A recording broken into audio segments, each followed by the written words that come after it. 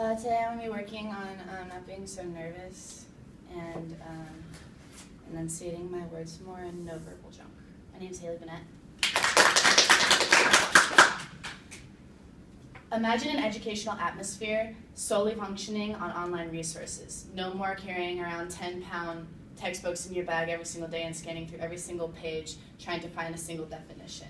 I, as well as all of you, are all students here at ASU University, and I would love to be saving thousands of dollars a year on my textbooks, which is why I've done extensive research on the topic, and I feel qualified to be talking to you about it today.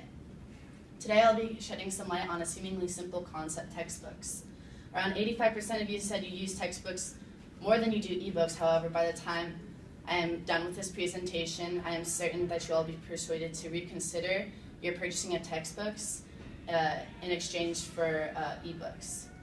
Textbooks need to be replaced by online resources, and in a few minutes we'll be going over the problems, the causes, as well as solutions to this issue. So let's cut right into the dirty details, and I'll explain to you the problem with these classic educational devices we all know and hate, textbooks. First and foremost, the problem. These textbooks cost way too much, far beyond what any normal college student can afford. USA Today stated that the average student spends around $1,200 a year solely on textbooks. This is money that could be spent towards rent, towards bills, towards tuition payments, anything else.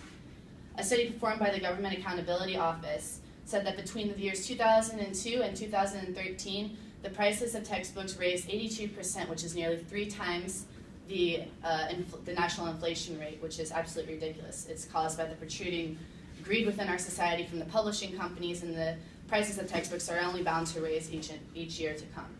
A study in 2012 by ebook publisher Bookboon said that 75% of college students don't even purchase these books because they can't afford them. This is harmful to the students because they're not able to complete the class or get a good grade if you can't even have the required texts. A counter argument would be that, the students that can afford these books are getting good grades, like they get the grades, they can complete the course. However, while they can complete the course, they're getting an unfair upper hand advantage to complete the course, and they're also harming their backs. The U.S. Consumer Product Safety Commission stated that during the 2011 and 2012 year, 13,700 kids were admitted to the hospital or doctor's office for backpack-related injuries. New York Times says that these kids are carrying over 15% of their body weight on their backs every single day, while chiropractors and doctors only recommend under 10%. Now that we've weighted down the problem, let's crush the causes of this issue. What is the problem? Why does this problem even exist? Well, the answer is simple.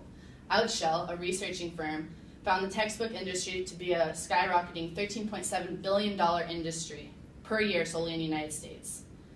A study, these are big businesses like Cengage and McGraw-Hill who have big names and weight behind their names, which is why students tend to rely on them. A study from the National Association of College Stores said that 21.6 cents per dollar goes to the bookstore, leaving 77.4 cents per dollar to go to the publishing companies. However, what are these publishers using this money for? I'll tell you. 15.4 cents per dollar goes to marketing, 11.7 goes to the authors, and 32.2% of every dollar spent on a textbook goes to the basics: paper, printing, color scanning, and paying publisher workers. The publishers get 77.4% cut because of supply and demand. Students need these books in order to complete their courses, and the publishers know this, which is why they're able to set the price at any level that they want. Another problem, another cause as to why these textbooks cost so much is this printing. These visual aids, the color scanning, the printing itself causes so much extra money. 32.2 cents out of every dollar goes to solely printing these textbooks. If we were to change to ebooks, this 32.2 cents per dollar could be saved. So after explaining the causes, let's buy into the solutions. Ebooks, I propose that ebooks and online resources be slowly incorporated into the classroom so that students may get accommodated or accustomed to these new ebooks and see the benefits of them. Anything that can be done with a textbook can also be done with an ebook: highlighting, note-taking, the search tools, everything like that. After time, I feel like these online resources need to be a requirement in the classroom, and the educational atmosphere will go paperless and textbooks will cease to exist.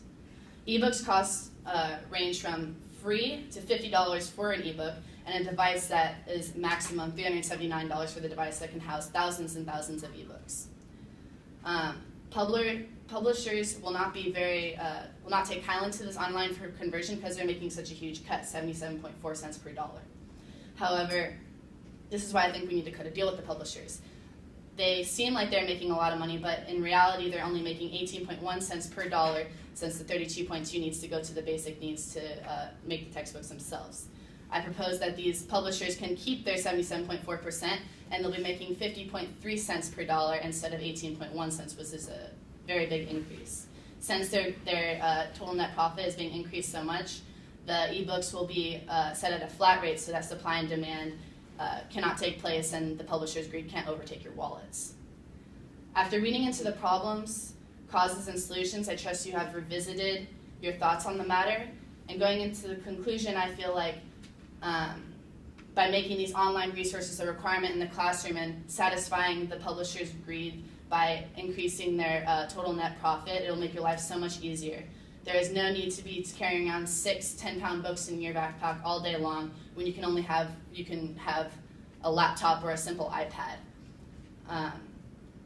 So now that I've gone over the problems, causes, and solutions, I trust that you will all reconsider your decision next year on whether to purchase 6 $300 textbooks or a simple iPad where you can house thousands and thousands of textbooks for the rest of your life. So now the 39% of you that didn't know how much you're spending on textbooks are now aware. Take action for your own sake. Save your money for tuition, for bills, for rent, for even a nice dinner out, and modernize your life with online resources and make students able to pass their classes so that they can actually afford the textbooks. Thank you.